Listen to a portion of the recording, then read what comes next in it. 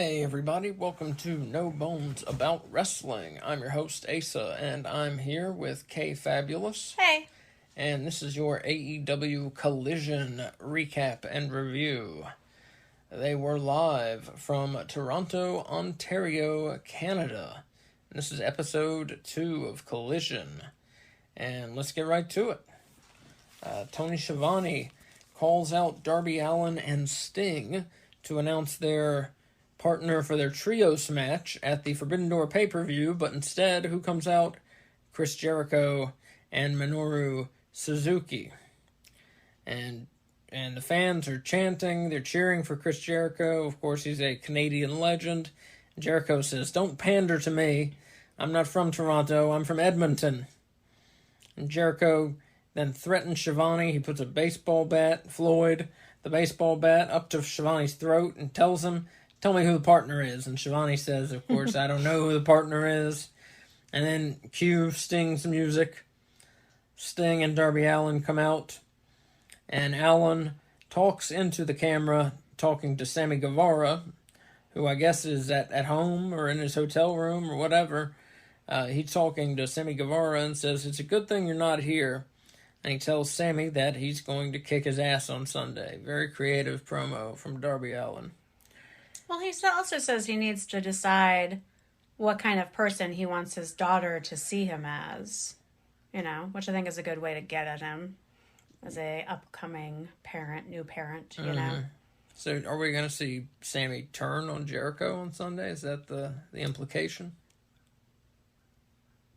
Can you have a heel do a face turn against a heel and have them be a face? I don't understand how that works. Definitely. Yeah? Oh, yeah. So he can do something shady to Jericho to make himself a face? Oh, yeah, definitely. Okay, well then yes. Yeah.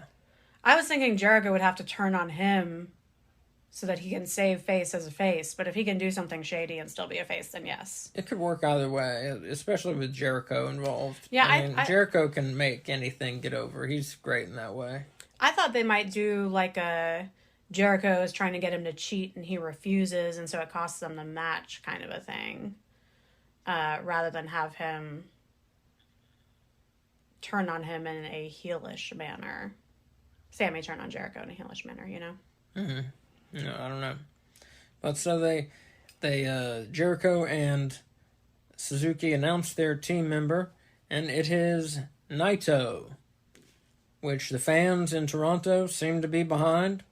Doesn't mean anything to me. They knew who it was going to be with just a clue. They started chanting his name. Well, they said he beat Jericho at the Tokyo Dome. And instantly the whole crowd started chanting.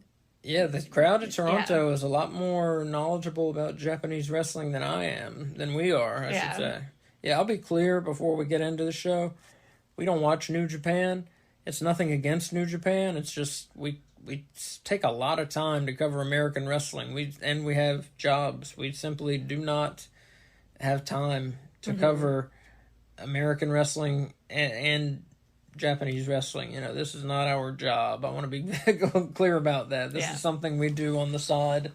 We do this for fun. We aren't making any money at this, so one day. We just don't have time. Yeah, one day, if I made money, I would love to watch Japanese wrestling. Yeah. And AAA. If I were making money. Oh, of course. AAA would be on my list before. Oh, I would watch Lucha Libre before, and may even still. Yeah. If I could figure out how to eke out some more wrestling time, AAA and EMLL would come before Japanese wrestling. Yeah. What's EMLL? That's the other Mexican promotion. Oh, okay. I have not heard of them. Let's see. So Naito comes out, and Jericho and Suzuki leave. Up next, we have a Miro promo. Miro says not much, but he also says a lot in this promo. He renounces God. He renounces his gold, which I think he is referring to the TNT Championship. Yeah. And he renounces his beautiful wife. Yeah. Damn. Yeah.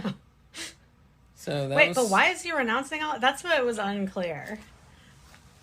So it was not clear. And so now maybe he's the Redeemer instead of God? I think maybe his his attachments to these things perhaps kept him from fulfilling his true potential. So now, if he's not attached to anything, he's just going to be able to beat the shit out of people, and that's all. I think that's what I took from it. Interesting. He's just interested in beating the shit out of people. He doesn't care about his wife or belts or God anymore. He just wants to beat people up. Is she still with the WWE? I have no idea. They need to get her ass over here. She's not on camera, if she is. Yeah. On screen, She should join the women's roster at AEW. I guess it doesn't matter if he's renounced her. Well, she may have a contract as well. Yeah. Next, we have Swerve Strickland versus Hiroshi Tanahashi. And I had read that Tanahashi's knees are fucked up. And man, in watching this match, you can tell. I've been through chronic pain. I don't want to go into my whole past story, but I've been through chronic pain. I can tell when people are in pain, and this man is in some pain with his knees. You can tell just the way he moves, the kinds of things, the kinds of shortcuts he's having to take to go from getting up from certain moves.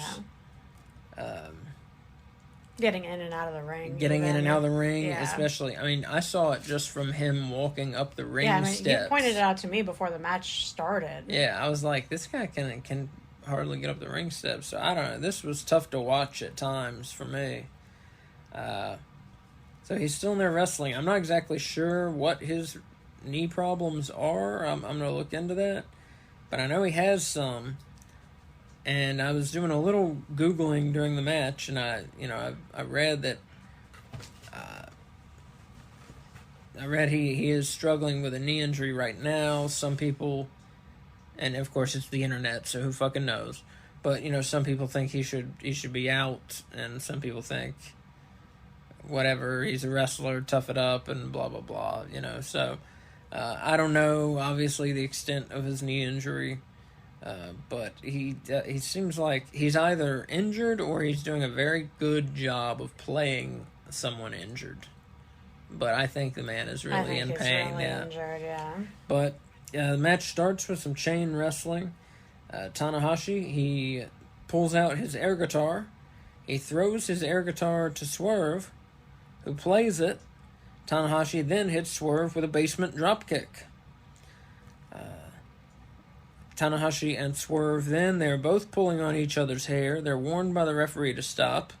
Swerve then immediately grabs Tanahashi's hair again, takes him into the corner.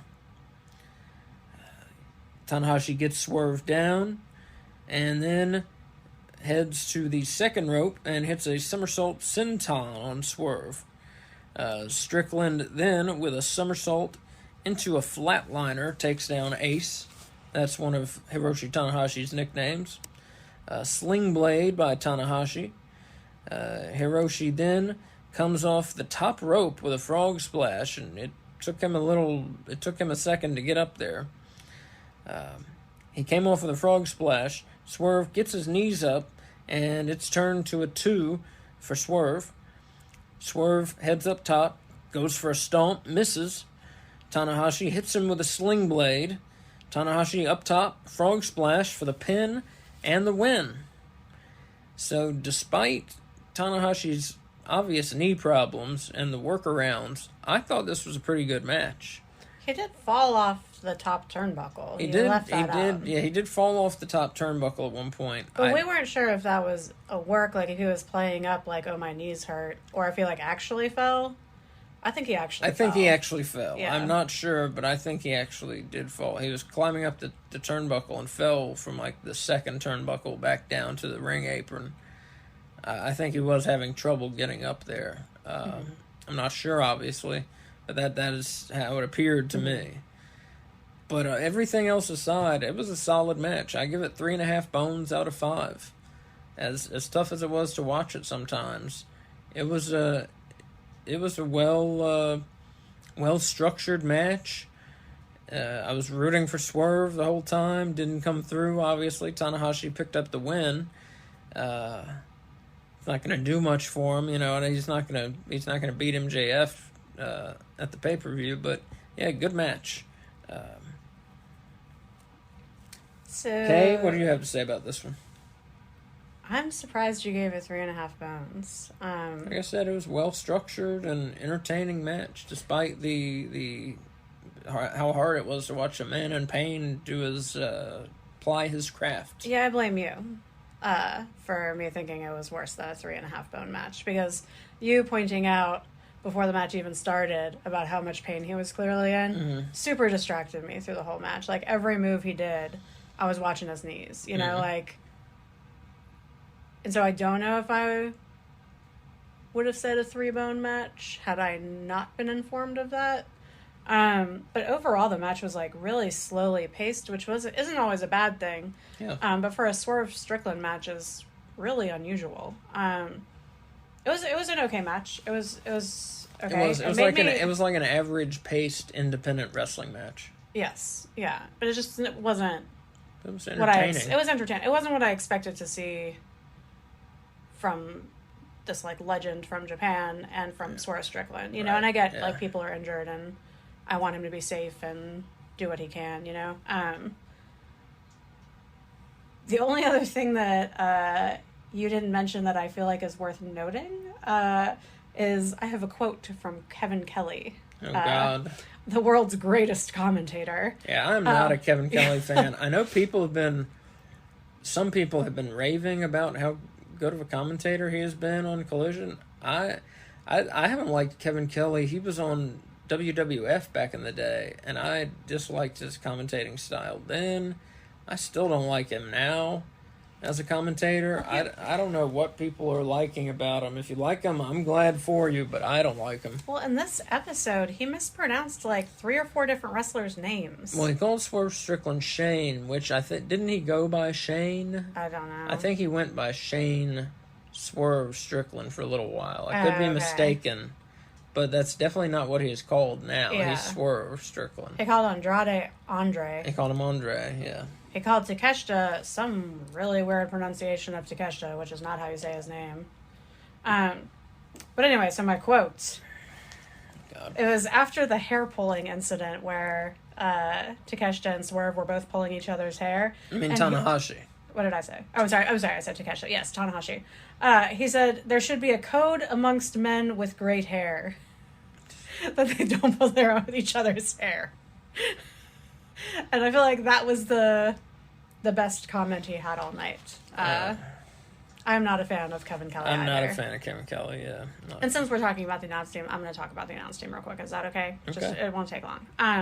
So on Wrestling Observer Live this week, I want to say it was Brian Alvarez, but I could be wrong about which podcast we were listening to. You're wrong. I'm wrong. Who was it? It was Victor Sosa. Oh, okay. Thank you. So he said that Collision last week started at 8 o'clock, and at 8:01, the best pro wrestling commentating team was now on television. Which to me, first of all, if you're judging after 1 minute, you're putting those people ahead of all other televised wrestling commentating teams. Like, you must really think shit about those other teams. But also, come the fuck on. Like, these guys aren't even the best AEW team, but especially when you got Caprice Coleman and Ian Riccaboni together Ring of Honor, yeah. in action in Ring of Honor. How the fuck are you going to put these guys ahead of them? Or even ahead of, like, Taz, Excalibur, and JR, you know? Or Tony Giovanni, whoever's sitting there as the third man, you know? I mean, these guys are, like, the bottom of the AEW poll, in my opinion. Oh, yeah, definitely. And so I just don't get it. Nigel McGuinness is okay, but Kevin Kelly is not. Well, he's okay, but And he's also part of the McGuinness? Ring of Honor team. Yeah, well, is he now? Do we know? Oh, I don't know if he still We haven't been is. watching Ring of Honor lately. Well, not since Collision started, anyway. I bet he's not now. Yeah. I bet they took him off. Well, that's good, because I didn't really like the addition of him to Ring of Honor. But if the best announced team in wrestling right now, I agree, is Caprice Coleman and Ian Riccaboni on Ring of Honor. The second best in the AEW family is the Dynamite team, and pulling up the rear. Well, and third best would be Rampage, yeah. and pulling up the rear would be the Collision team for me, not first. Yeah. So like I said, bless you if you enjoy them, but I don't. You know, Nigel actually might be doing both because they're filming Ring of Honor the same night as Collision. I'm not sure. I think they've been changing it up. I'm not sure exactly what they've been doing. You told me I was going to say Ring of Honor when I went to go see Collision. Well, they at one point they did, so I'm not sure what they did this Friday, or Saturday, excuse me. So we'll look. I haven't been on the internet today, so we'll look for some reports, see if they did in fact tape Ring of Honor again with Collision. Because I want to see Ring of Honor when I go to see Collision. Yeah. Yeah, we're going to see Collision August 12th in Greensboro. Yeah. Up next, Brody King, 1/3 of the AEW World Trios Champions, taking on, accompanied by Julia Hart, taking on Andrade El Idolo. King throws Andrade into the ropes. Andrade catches himself, puts on his signature pose that he does. I love it. Moonsault by Andrade to the arena floor. A blind moonsault catches King. Brody beats Andrade all along the outside. Andrade hits a dragon screw, wrenching Brody's knee against the ropes. Looked very painful. Brody took control for a little while. Andrade then hit a clothesline and then double knees running in the corner on King. Brody then grabs up Andrade and hits a painful-looking move. He hits a Death Valley driver onto the bottom turnbuckle, where the base of Andrade's neck hits the bottom turnbuckle, and thankfully his head was tucked. But it looked scary. Looked very painful. Andrade got King in the figure 4. Julia Hart grabs Andrade's mask. Andrade goes to retrieve it. He gets back in the figure 4 with King. And here comes Buddy Matthews beating up Andrade. Andrade gets the disqualification win. Gave this match 3.5 bones out of 5. This was another good one. I'll tell you what, I'll give this one 4 bones out of 5, actually. I enjoyed it. And the House of Black, they beat up Andrade, who apparently has no friends. No one came to help him. Yeah, what's up with that? Like, I get that he left Ingobernable, but... La Facción Ingobernable. Yeah, I was just shortening it. But, no friends? No friends. That's sad. He seems like a fun guy. Yeah, but no friends. So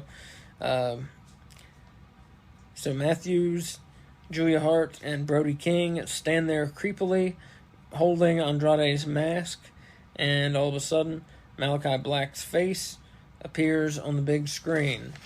And that's it. Can I talk about his mask for a second? Okay.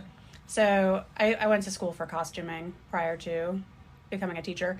And I took a mask making course, and that mask is so beautifully crafted. Have you looked at it close up? Mm-hmm. Like, it's like a seamless mask, but it's like stretched and pressed so that you can see like details of like the teeth on the skull. It's very cool. No, I didn't notice that much detail. Yeah, like next time takes it off and puts it on the side of the ring, take a close look at it, because it is like a beautiful piece of craftsmanship. And what made me notice it even more was when he takes it off in this episode, you can see the inside of it, and the inside of it is like also all leather and is totally smooth. It's just like a really well crafted mask. Like, it's like a piece of like artistry. So what do you have to say about the match? Oh, other than the mask, you mean? Other than the mask, yeah.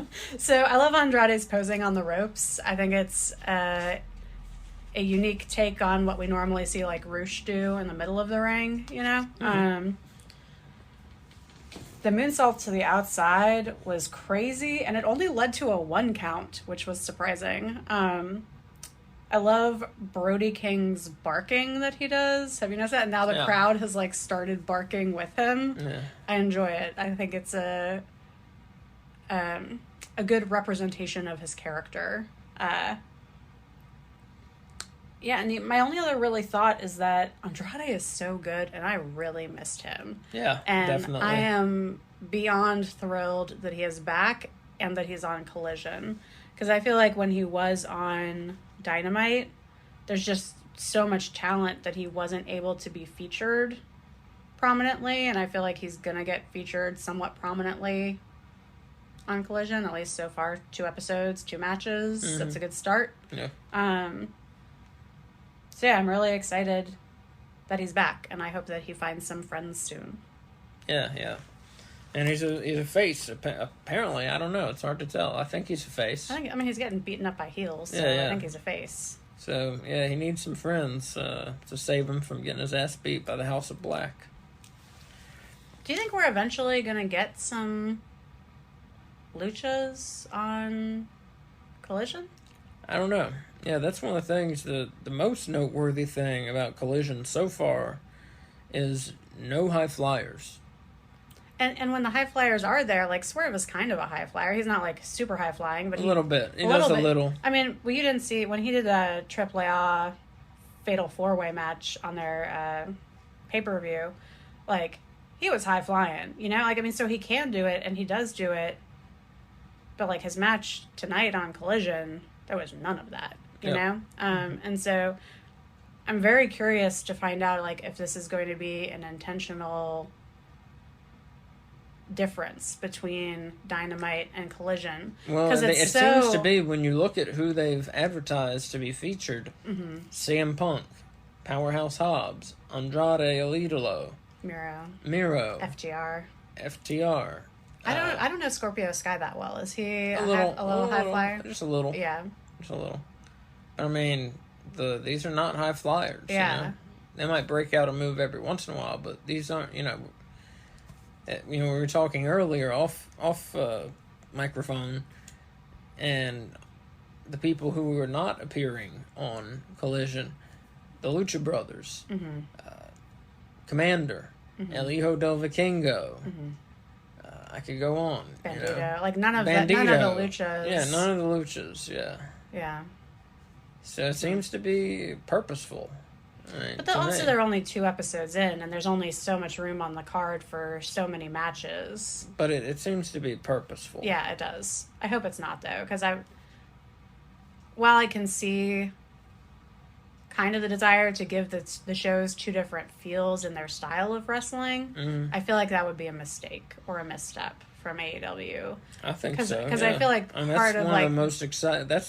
To me, that's the most exciting part about this promotion is their high flyers. Well, that's what I was going to say. It's like, that's what they're really known for. I think a lot of people feel the same way. And I mean, like, not everyone likes the flippy shit, but I feel like most AEW fans expect some flippy shit, you know? Yeah.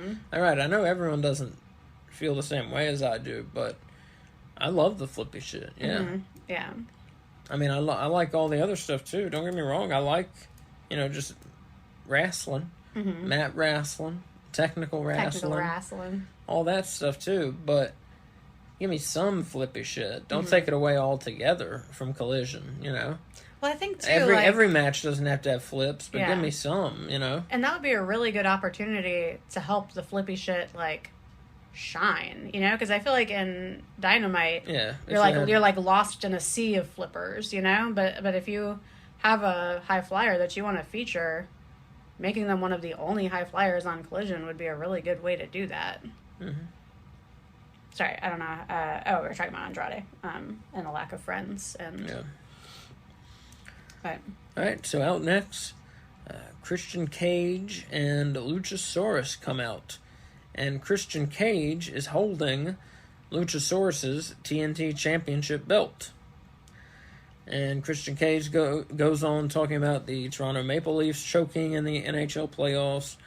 He talks about the Toronto Raptors winning the NBA championship 4 years ago and how he told their star player to leave Toronto. And then he talks about the TNT title. And he's talking about it as though it's his title. And he's from Toronto. So he had to do that, city heel work to, get them to not cheer for him. Because when he came out, they were cheering hard for Christian. Right. So, yeah, he had to... I mean, that's a heel's job. If the crowd is for you, you got to shut it down and make them against you. So he's doing the right thing there. And as I said, he's speaking about the title as though it's his. And he says there are going to be no more open challenges for the TNT title. And so people are going to have to earn their shot. And that's pretty much all he had to say, and they leave. At one point during, I can't remember the exact phrase that he was using, but he was referring to himself as the champion at one point, and then changed it from an I statement to a we statement. Oh, was it? Okay. Yeah, I mean, he didn't call himself the champion, but when he was talking about defending it, he was basically saying, like, I'm not going to defend it just against anyone, and then he changed it to, like, we're not going to defend it against just anyone, or something like that. I wish I'd written down the actual phrase that he had said. But I wonder if he was supposed to say I, or if that was a slip. You think he was supposed to? No, I think he was supposed to. It seemed, the way it was paced, it seemed like he intentionally said it and then restated it. Oh. Because he, like, turns a little bit and looks at... they're very clearly setting up the eventual split of Luchasaurus and Christian, right? Like, that has to be where this is going. Yeah. Yeah. Which is good, so... I would like to see a face Luchasaurus, because I have a hard time rooting against a dinosaur beast man, you know? Making him a super face. Yeah. Oh, yeah. I mean, it's a great direction they're heading. I think so. And I hope they switch him back to green when he does it, because I liked green Luchasaurus better than red Luchasaurus. Christian Cage has been doing some good work in AEW. I wish she would wrestle more. Ugh. I was thinking the exact opposite. Because he's good at it. No. Yes, he is. No, he is good at it. No, he's good at it. But I think he's doing some really good heel work. Like, I normally am very anti-Christian Cage in AEW, but I think that this since his match with Jungle Boy, the Buried Alive match, I feel like he's finally, like, gotten it together. You know, like, he's become interesting. Because he just wasn't for me before. You know, he was just like the boring guy that would come and squint and talk in a turtleneck for a long period of time. I gotcha. Up next, we had a video package for the Owen Hart Men's Tournament Field, which is that's a great collection of 8 wrestlers. I'm very much looking forward to the men's and the women's tournament field, but I say especially the men's. It's a stronger field, I think. Up next, we have an Owen Hart Cup women's tournament quarterfinal. We have New Japan Strong Women's Champion Willow Nightingale versus Nyla Rose, accompanied by Marina Shafir. And of course, Willow's New Japan Strong Women's title is not on the line in this tournament match. Very early on, Nyla Rose grabs Willow in a Lama Histral, 2 count. Willow wins a test of strength with Nyla, a basement drop kick on Rose. Nyla Rose tries to poke out Willow's eyeballs with her fingernails. The camera gets really close up on it there, and she's trying to gouge her eyes out with her fingernails, but Willow withstands it. It doesn't work. Nyla Rose puts on an armbar, really wrenching it on Willow. And eventually, Willow Nightingale hits a powerbomb on Nyla Rose. And that is the win for Willow Nightingale. This was a pretty good match. I give it 3.5 bones out of 5. Before I say what happened after the match, you want to share your thoughts? Sure. There was a good shoulder tackle by Willow really early on in the match. I was surprised that she was able to get Nyla Rose down, but she did. One thing that I thought you were going to mention, and I was surprised you left it out, was Nyla Rose's biting. So she has Willow down on the mat, bends her arm backwards, and starts biting the fingers on Willow's left hand. Like, puts them, like, all the way in her mouth and is, like, chomping on them. It was kind of horrifying. And then, I don't know if you saw Willow's cartwheel. Willow has this thing where usually once a match, she will try and escape her enemy by cartwheeling away from them. And I hate it. Yeah.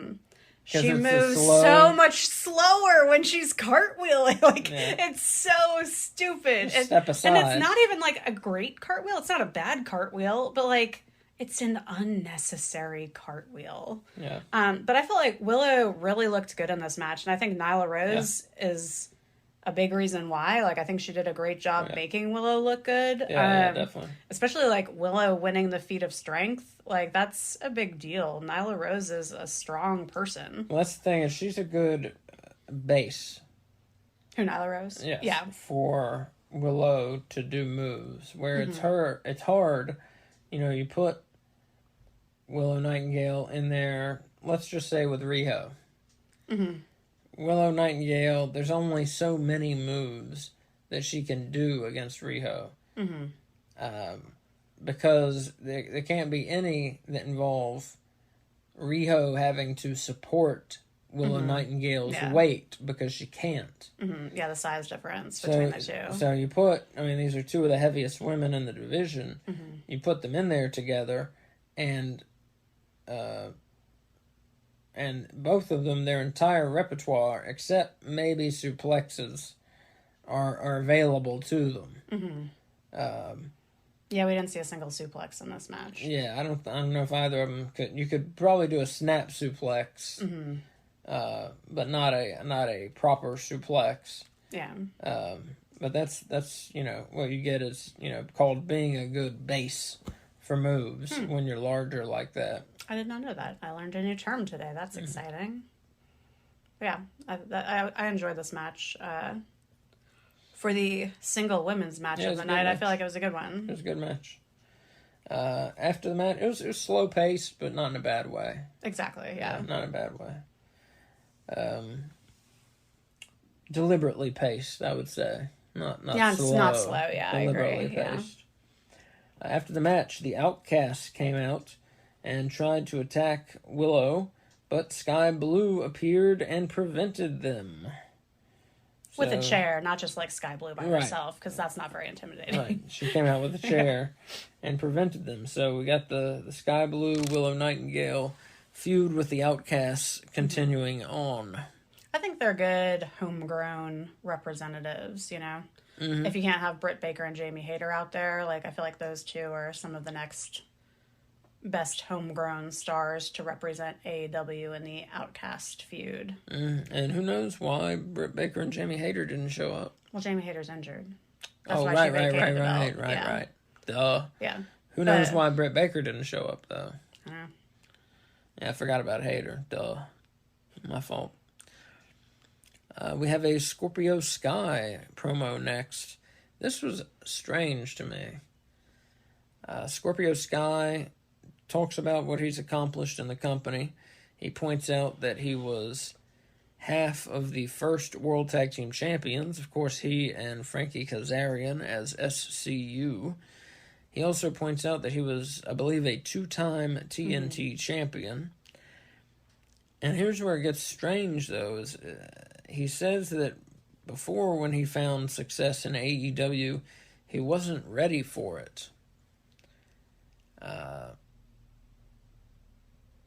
And he wasn't, we weren't getting the whole Scorpio Sky, but now he's back and he's ready. So it's odd in that he didn't give us any reason or what that means or what it was that was preventing him from being his, quote, whole self. He just gave us that statement, so which just sounds like being like, oh, if you thought you saw me before, I can be better, watch. It just sounds very lame to me.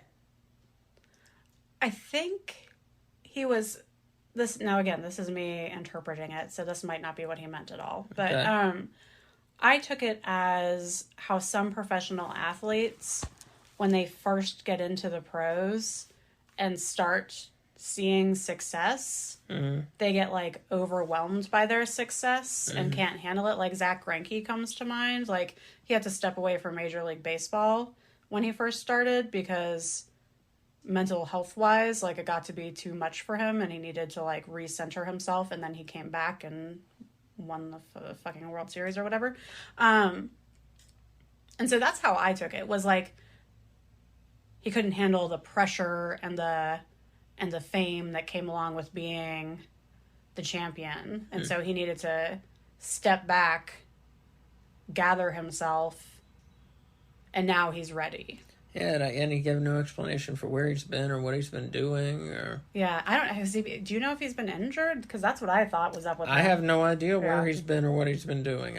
He gave no explanation. It was just a very odd promo. It was odd. I will give you that. Yeah, it's very strange.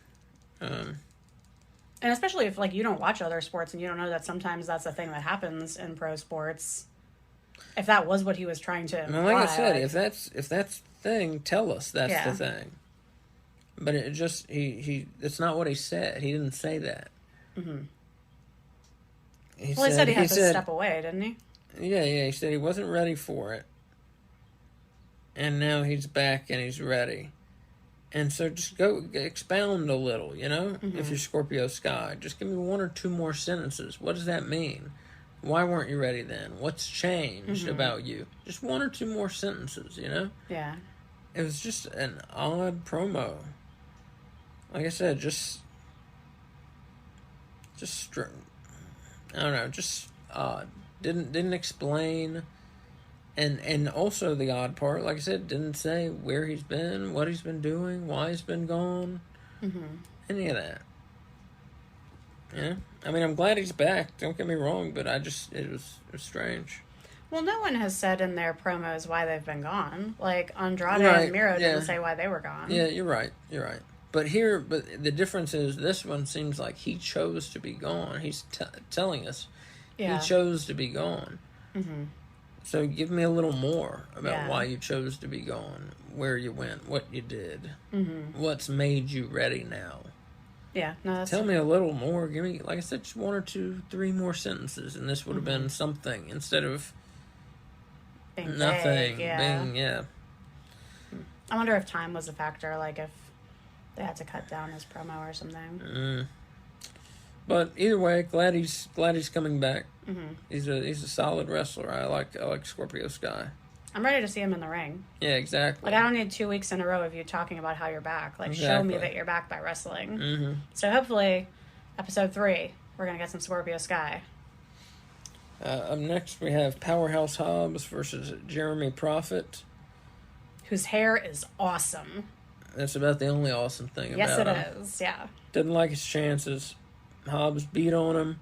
Spine buster, pin, and Hobbs wins. Second week on Saturday night. Tony Khan, why are you putting squash matches on your brand new TV show? Mm-hmm. Is this the foot you want to put forward, really, to your new audience on Saturday nights? Yeah. Plus, like, you do that to build a monster. Hobbs is already a fucking monster. Yeah. You know, you don't need that. You don't need that from him. I agree. Yeah. I don't think, like I said, I don't think squash matches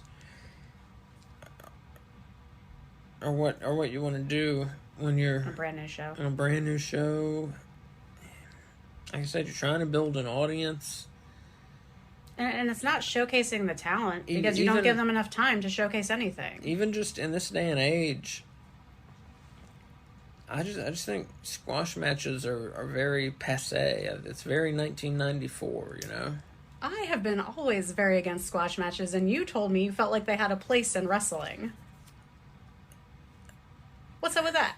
Well, they're a little nostalgic for me. I think that's all, though. I hate them. I hate squash matches. It's a little nostalgic for me. Yeah. I think that's probably where it comes from. It's because when I grew up watching wrestling, you know, most of the TV matches were squash matches. I just feel like it's lazy. It's lazy writing. It's lazy booking. Yeah. But storytelling. It's changed too because fans have demanded more and have gotten more out of the wrestling shows. And so squash matches are the rarity now rather than the standard. Yeah. Which is a good thing. But yeah, do we really need to see Hobbs? Exactly. We're convinced he's a monster. He's a former champion. You don't need to tell anyone how good he is by having him squash a nobody. Yeah. Show us how good he is by having him have a real match against a real opponent. Right.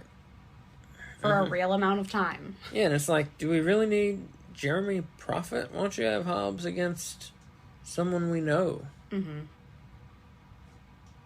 Someone that would actually seem like an opponent that's possibly got a chance in hell, exactly. To make the match even a little bit interesting. Because, before the match even started, once they announced who was in the match, you and I both knew exactly what was happening. Yeah. It's just predictable and boring. It's a waste of everyone's time. I agree. Waste of everyone's time. Up next, we had the main event. Very good match. Mm-hmm. We had Bullet Club Gold. Of course, that's Switchblade, Jay White, and Juice Robinson. They teamed up with the Guns, Austin and Colton.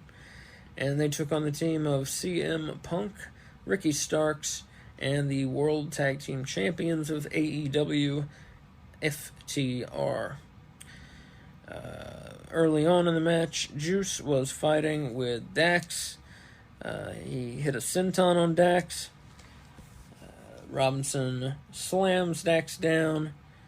A sidewalk slams him. Ricky Starks gets in, and Austin Gunn is in.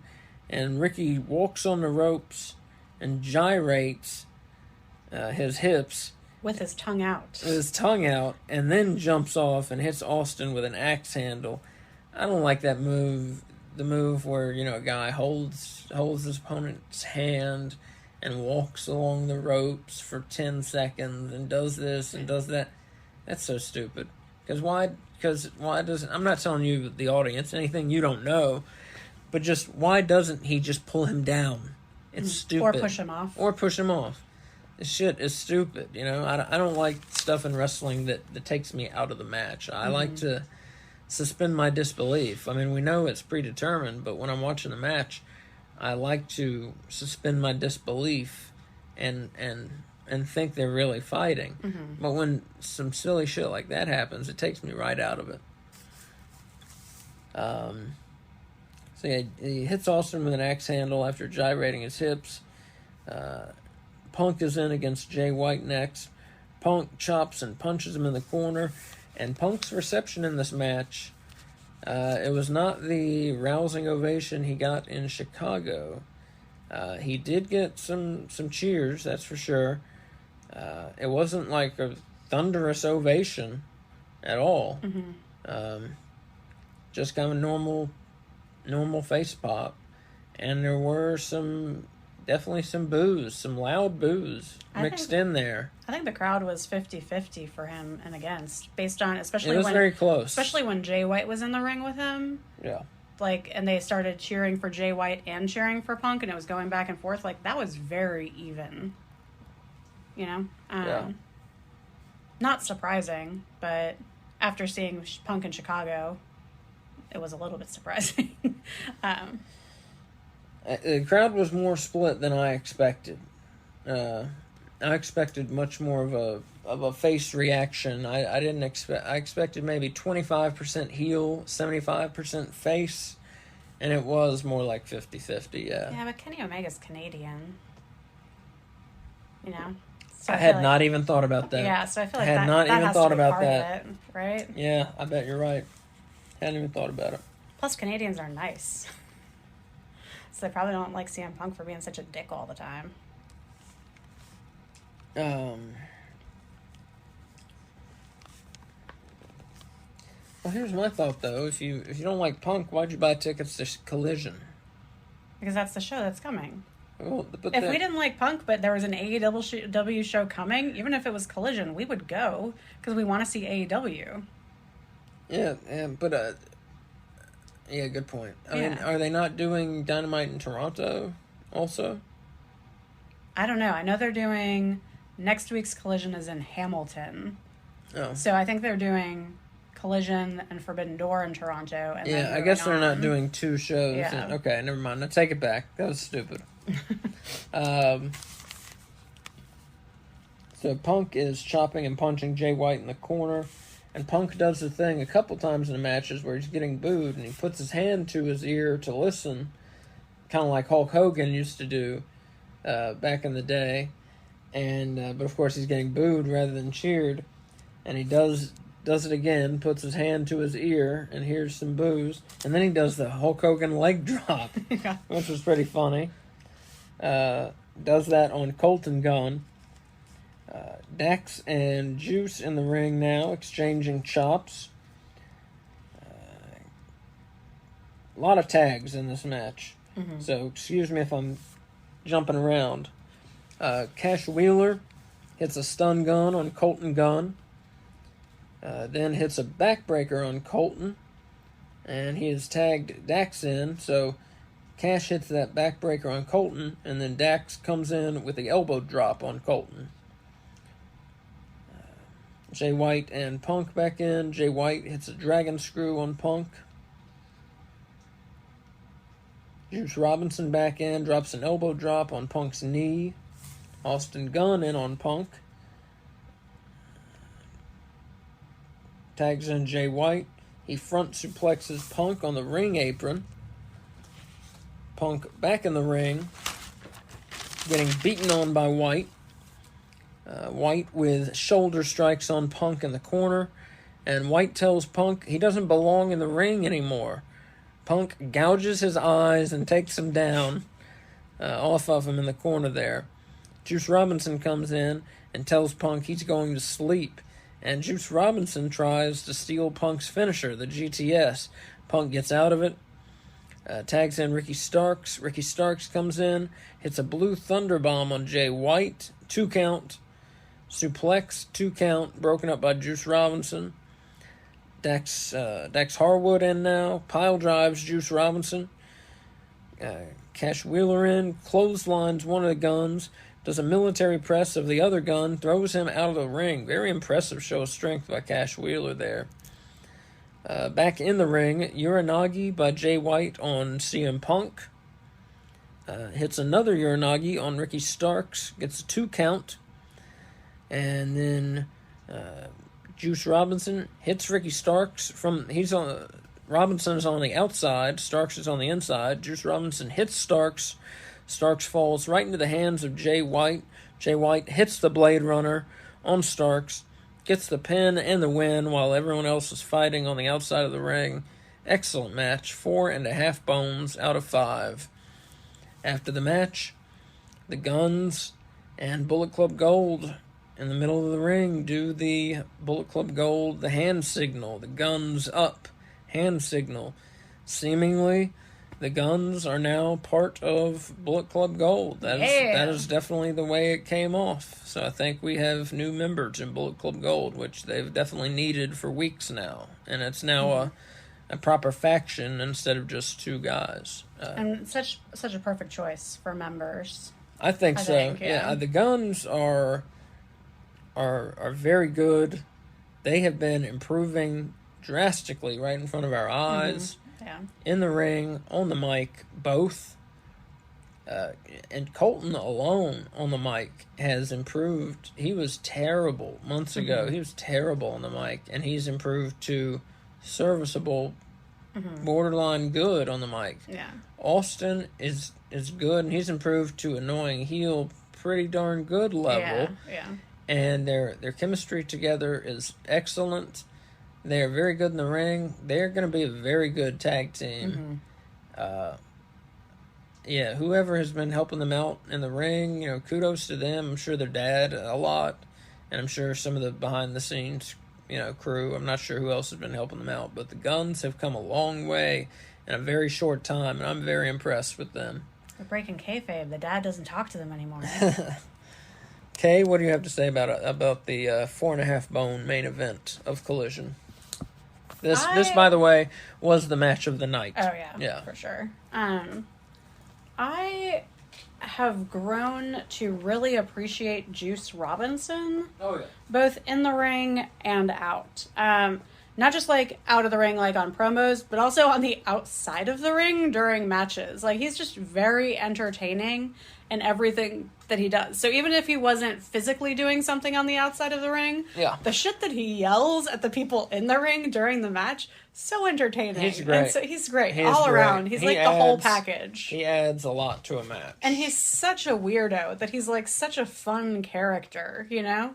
I hope that's a character anyway. Maybe he's really like that, but that would be super intense. Can you imagine having like a normal conversation with him? Toni Storm's married to him, so she gets him, 24/7. Yeah, crazy. There was a nice side headlock takeover by Dax on Juice. Ricky's rope walk is so dumb. And I also wanted to point out that Punk looks so happy. Like, he is just having such a good time in the ring while he's wrestling. Yeah, you can tell he's glad to be back. Yeah. And it's whether he's getting booed or not, he's just glad to be back. And he's just got, like, almost like a shit-eating grin, like, just, like, the world's biggest smile during his... It's almost, like, off-putting in a way, because he's, like, beating people up while, like, smiling really big. But it's nice to see him happy, and that he's happy to be back, you know? Yeah, he was smiling through a lot of the match. And, right, yeah. I think he was partially entertained by the booze he was getting. Oh, no, definitely, and so that was kind of fun to see. Like, I think it must have reminded him, at least partially, of his WWE days, like, on his rise to fame, when he used to get the shit booed out of him by, like, the entire arena constantly. Definitely. I'm hoping this sways him to go full heel soon. I love me some heel CM Punk. But yeah, I just thought this was a really great match. I thought it was a great way to end the show. Great main event. I love all of these guys, and this match just made me love them all even more. Great match. Great collection of guys in the main event. Great match. Collision has had some awesome main events for the first two episodes. Mm-hmm. Yeah. I hope they keep it up. We did get some future matches for next week's Collision, but a lot of them are... Did we? Did I not write them down? I don't know. We got 3 Owen Hart tournament matches next week on Collision. Yeah. But no, they didn't. I think they only announced one other match. I can't remember what it was. I thought you wrote them down. So I don't think we know what the main event is for next week yet. I guess I just didn't write them down. My fault. That's okay. I don't think they said the main event, and we already know the Collision matches for the tournament. Yeah. So overall, any final thoughts on episode 2? Yeah. One second. Okay. Why don't you tell us your final thoughts on episode 2, and then I will share mine. Okay. I think episode 2 was great. I think it wasn't as good as episode 1, but I think that's to be expected. I think it definitely has that same different feel than Dynamite has. It just has a different energy to it that we saw in episode 1, but I was glad to see that continued into episode 2. Mm-hmm. I know your biggest complaint with the show got remedied with the font they chose for their on-screen titles. Yeah. So you must be pretty happy about that, since that was your one and only complaint last week. Was about their font. That was my only real complaint last week. Was I didn't like the font that they used for the wrestlers' entrances and stuff, and they changed it this week. I thought. It looked different to me. It could all just be in my head, but I think they used a different font. One thing I feel like we should definitely note for our listeners: Collision next week is not on Saturday, correct? Isn't it on Thursday? I heard that. It's Thursday. Well, somebody said it's not on Saturday because Money in the Bank, but Money in the Bank's at 3 p.m. Well, no, on the on-screen thing, when it was showing the Collision matches, it said Thursday. Well, that's because... what's that, the 29th? Like the Owen Hart Collision matches that are going to be in Hamilton? Are they not taping it? Oh, you think it's live? Is that what you mean? No, I said, are they not taping it on the 29th and then airing it? Oh, I don't know. Oh, well, we don't know, folks, apparently. But... to get back to what Kay was saying, here are the tournament matches for next Collision. June 29th, which is what? Thursday, correct? Yes. Yes. So Thursday is when these matches are happening, whether the show is live or is being taped on Thursday. The matches are occurring on Thursday. Roderick Strong versus Samoa Joe. The winner of that will face the winner of CM Punk versus Satoshi Kojima at Forbidden Door. Which is occurring at Forbidden Door, I should say. Also on Collision, June 29th, Dustin Rhodes versus Powerhouse Hobbs. Should be a good one. And Juice Robinson versus Ricky Starks, continuing that feud. So we do know 3 tournament matches coming up on next Collision.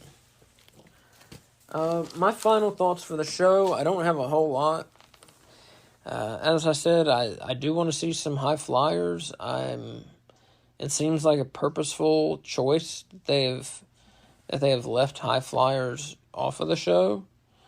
That Tony Khan has left them off of the show. I have no idea why. Again, if you're putting your best foot forward, you want to show the different styles of wrestling that your company has. So, show me a women's match. Have a big 8-man tag with some stars. Have some high flyers. Have a technical match. Like WCW used to do back in the day when they had a huge roster like AEW does. You got all these different stars at your disposal, all these different styles at your disposal. Showcase them. So why they're not using high flyers on Collision, I don't know, but it's definitely been a choice not to so far.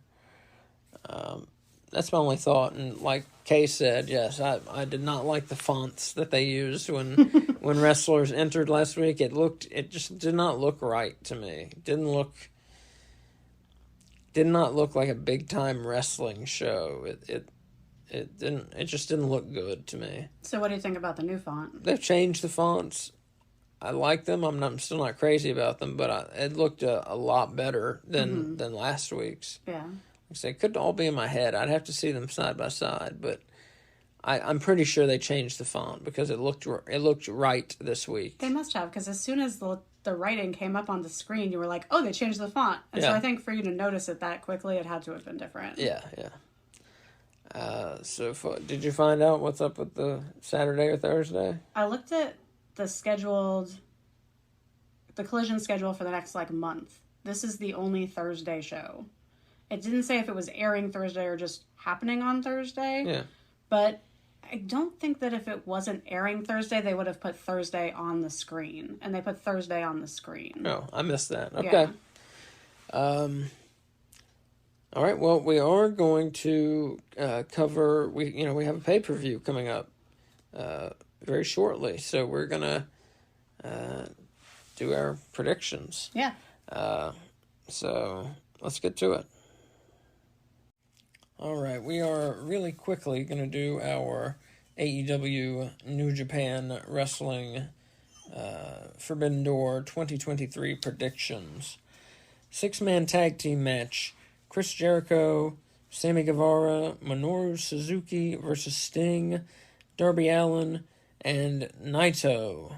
Who do you have, Kay? I have Sting, Darby Allin, and Naito. What about you? Same here. Yeah. I picked them because they had the Mystery Man on their team, and the Mystery Man team always wins. Yeah. Not a lot of build to this one other than Sting and Allin don't like Jericho and Guevara, really. Mm-hmm. Now, we're not going to talk about these very much because, frankly, there hasn't been a lot of build to a bunch of these matches. I think the show is going to be amazing, but the build to it has been piss poor. Mm-hmm. Our prediction championship belt is on the line, though, of course, right? Oh yes. And our current champion is, of course, Asa. It's yes, me. Yes. Yeah. I just wanted to make sure they knew that. I know you knew that. 10-man tag team match. We have the Blackpool Combat Club, Jon Moxley, Ring of Honor World Champion Claudio Castagnoli, Wheeler Yuta. They're also teaming with Konosuke Takeshita and Shota Umino, and they're taking on the Elite, Hangman Adam Page, the Young Bucks, and they're teaming with Eddie Kingston and Ishii. Who do you have winning that one? I have the Elite winning this one. So do I. Interesting. We're going to have all the same picks, I bet. We'll see. AEW International, and that one actually does have some backstory, of course. And this match kind of feels like an afterthought, but, I think one of the more interesting things happening in wrestling right now is the Blackpool Combat Club versus Elite feud. So that one has a lot of fire behind it, that match. That's going to be it's going to be a wild fucking match. Well, I like, too, they're bringing in the Ring of Honor feud between Eddie Kingston and Claudio Castagnoli to it. It's nice to see them at least acknowledge that Ring of Honor exists. Yeah. AEW International Championship 4-way match. We have the champion Orange Cassidy defending against New Japan Television champ Zack Sabre Jr., Ring of Honor Pure champion Katsuyori Shibata, and Jericho Appreciation Society member Daniel Garcia. Who do you have winning? I have Cassidy winning, but I am for anyone but Garcia. I have Zack Sabre Jr. winning and being the man with 2 belts. I think Cassidy's losing tonight.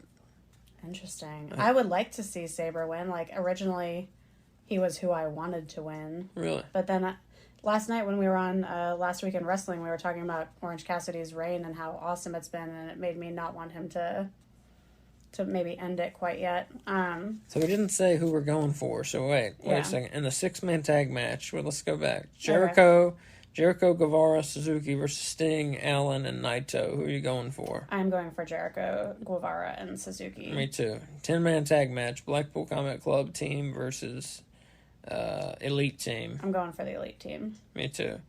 AEW International Championship. I'm probably going for Sabre, actually. I'm going for Cassidy. Oh, that's funny. But I predicted Sabre's winning. And I predicted Cassidy's winning. I think he's going to have 2 belts. I think they want to maybe have a title change and make this international championship, maybe have it go to Japan for a little bit. Or maybe he'll end up losing it on Dynamite or something. I feel like the belt is changing hands, and now while I'm saying this, now I feel like Garcia might win it. Well, I think if it's going to change hands, Sabre, out of all the opponents Orange Cassidy has faced thus far in his reign, Sabre is the best choice for him to lose it to, out of all of his previous opponents. I agree. Yeah, when I made my original prediction sheet, I had written down Sabre and Cassidy and put a question mark. But I'm going with Cassidy as retaining. Yeah, I'm going for Sabre winning. I picked Sabre to win, but I'm cheering for Cassidy to continue his amazing title reign. And I'll be cheering for Sabre because I love him. AEW Women's World Championship. The champion, Toni Storm, accompanied by the Outcasts, versus New Japan Strong Women's Champion, Willow Nightingale. And her belt is not on the line. Just the AEW title. Mm-hmm. So who are you for and who are you picking? I am both for and picking Toni Storm. She's my girl. Me too. We have an Owen Hart Cup quarterfinal match. CM Punk versus Satoshi Kojima. I got Punk, and I'm for Punk. Me too. IWGP World Title Match. Champion Sonata versus Jungle Boy Jack Perry. I have Sonata winning. And more than caring about either of these men winning this match, I am for Jack Perry going full heel in this match. So that is what I am cheering for, rather than a winner is for a heel turn. I predict Sonata winning. I'm cheering for Jack Perry. And the same thing, I want to see a heel turn. Yeah. But I want to see Jack Perry win it. That would be awesome. He's another one. He has improved his work lately. And I feel like he's grown out of the Jungle Boy gimmick. It's time to drop that and move on and get him into something else. Yeah. And now Luchasaurus is gone. Marco Stunt's gone. Let's move on. But yeah, his work has impressed me lately, and I think he's just going to keep getting better, Jack Perry. Mm-hmm. He's a good one. So I'm for him, but I think Sonata's hanging on to it. AEW World Title match. Going to be the first match on the card. Champion MJF versus Hiroshi Tanahashi. predicting MJF winning, and I am for MJF winning. I'm predicting MJF winning, and I don't know who I'm cheering for. Whoa, that's a shocker. I don't really? know who I'm cheering for. Why? MJF's such a little dickhole. I know, I love it. I love him with the belt. I don't know if I can cheer for him. Do you want him to lose his championship? I think that would be interesting if he lost it to Tanahashi. Plus, Tanahashi's all beat up and injured. He's the underdog here, I feel like. All right, you can cheer for him. I'm not sure who I'm going for. You're going to break Dylan's heart cheering for against MJF. Yeah, she's talking about Dylan from last week in wrestling. He's the world's biggest MJF fan. Yes, he is. I'm cheering for MJF. Yeah, I'm cheering for MJF. I like him. He's done great work lately. IWGP United States Championship match. The champion Kenny Omega versus Will Ospreay. I have Will Ospreay winning. I'm just for a good match. I don't really care who wins this one. I kind of want Will Ospreay to win because then I think they're going to be 1-1 with defeats over each other, and then I want a rematch at All In to be like an epic crescendo to this feud. I picked Will Ospreay to win it. I'm cheering for Kenny Omega, but since you mentioned that would be a great outcome. For them to have a tiebreaker at All In in Wembley. Holy shit, that would be great. Especially since Will Ospreay is from England. I feel like that would make it even a bigger deal. That would be tremendous, yeah. But I'm cheering for Omega, but I think Ospreay will win. I was trying to see how many I picked. If we had New Japan versus AEW, how many I picked New Japan and how many I picked AEW? 1, 2, 3. I picked evenly. Okay. Main event: Bryan Danielson of the Blackpool Combat Club versus Kazuchika Okada, the Rainmaker. I have Okada winning, and I am for Okada winning. Wow. I am sick of Bryan Danielson's shit and him calling people amateurs. I feel like it is so obviously a lie that he does not believe that it is a stupid thing to do. And his stupidity, I have had enough with it. I am for Okada. I picked Bryan Danielson, and I am for Bryan Danielson. So we have two that we picked differently. Is that all?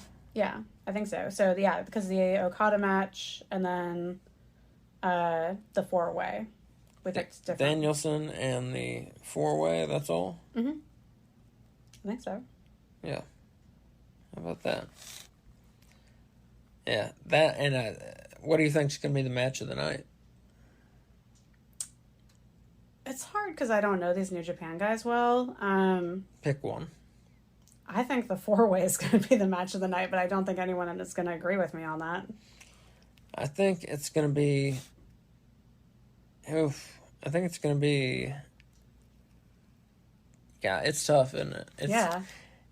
I'm going to pick 3. You can't pick 3. You told me I had to pick one. I'll pick one. Yeah. I'm going to say Danielson versus Okada. Interesting, because my second choice was going to be Omega versus Ospreay. I'm gonna change it. I think it's gonna be Omega versus Ospreay. Yeah. Yes. Yeah. Those guys are both amazing. Mm-hmm. I think that'll be the match of the night. Not to take away from anyone else. This pay-per-view is going to be terrific. Last year's Forbidden Door was terrific. I don't see this one being any less terrific. I'm excited for all of these matches. There's not a match where I'm like, oh, well, I guess I'll sit through that, No, I agree, yeah. I think every match is going to be good, yeah. Good to great. I mean, what a terrific pay-per-view they have laid out. Do you think we're going to have any returns or surprises during this? Because usually at AEW pay-per-views, you got some people showing up. True.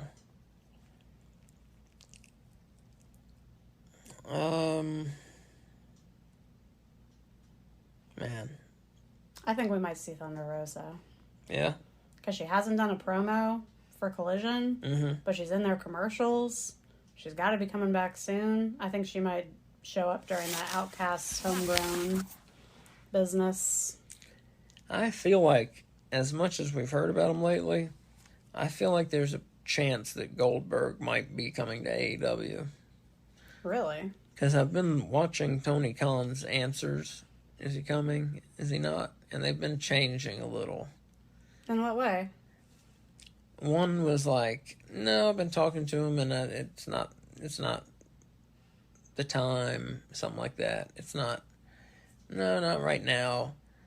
And then the last one I read, the most recent one I read, I forget what it said, but it was much more vague than that. Which led me to believe that something is maybe happening on that front. Interesting. Which I would actually like. I like Goldberg. I know a lot of people are fucking hating on him. And I know he had a terrible match with The Undertaker in Saudi Arabia. But he's had some good matches since then, even. And I know he's old, but old guys can still go. Sting can still go. Goldberg can get himself right back into shape and have some good matches, you know. I mean, people can... I'm sure he regrets the Undertaker match. But see, here's the thing about... like I said, he can still get himself in great shape and go and come in AEW and have some good matches. And his style versus some of these guys would be really interesting to see. I would love to see it. And Goldberg versus Undertaker... Here's the thing is, neither of them should have been there doing that match. But here's the thing about when you try to do something, you can't. The key word in that is try. At least he was trying.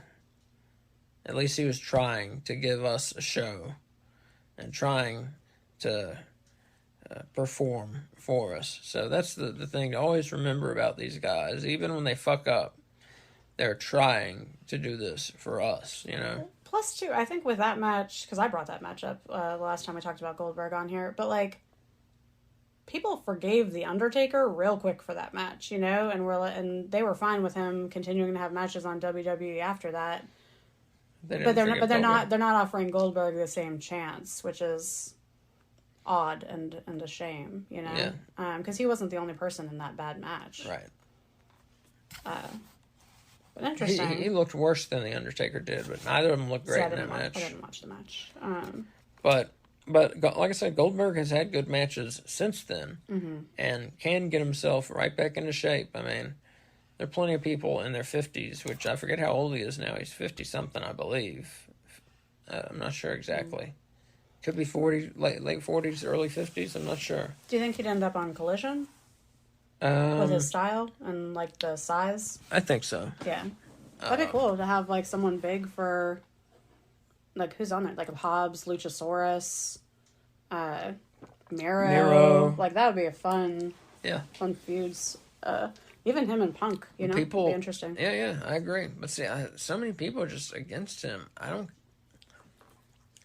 get where the hate, you know, there's so much hate directed at certain people in the internet community. And I don't get where it comes from. It's because they haven't seen Santa's sleigh. I think that's the only logical explanation. And they don't know that he loves animals, and he does so much for animal charities, which is what makes me like Goldberg. That's true. Like I said, I have confidence. Goldberg, if he wants to do it, he will get himself into shape, and he will do it. I have confidence in that. Now, if I'm wrong, and he shows up and he's like, shit, if you've been listening to this show, if I'm wrong about stuff, I'll admit when I'm wrong. If he shows up and he's shitty, I'll admit that I was wrong. But I feel like if he's going to do it, he's going to do it right. So, I know most people are not for Goldberg and AEW, but I feel like if he wants to do it and Tony Khan wants to do it, I feel like there's some intriguing matchups that we could see.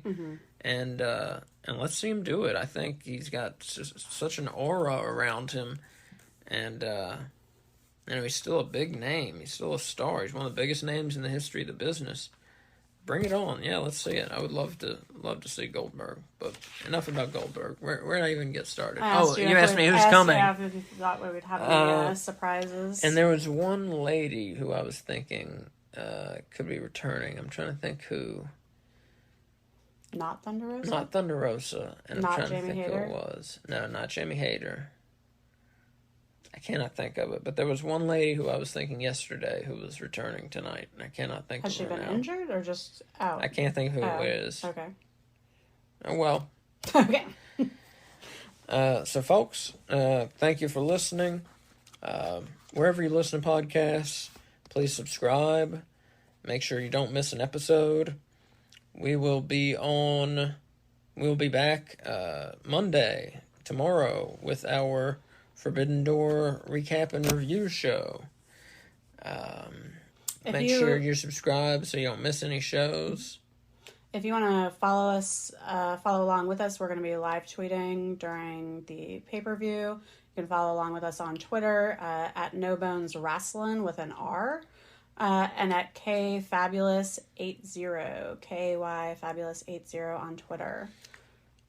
Also, please rate us where you listen to podcasts. Rate us 5 stars, 5 bones, whatever they will let you do, because that's how we get new listeners. That really helps get new listeners, and then we can all be friends, talk about wrestling together. It'll be a beautiful world. And check out our YouTube page. We've started posting regularly. I'm uploading our podcast there, so if you prefer to listen on YouTube versus a regular podcast app, new episodes are available usually about an hour or two after they post on Spotify. And also we've been posting some unboxing videos, but there's going to be lots of new YouTube content coming, so subscribe so you can keep an eye out for that. Yep, and as Mick Foley would say, first I will say enjoy the pay-per-view tonight, Forbidden Door, and as Mick Foley would say, have a nice day. Bye.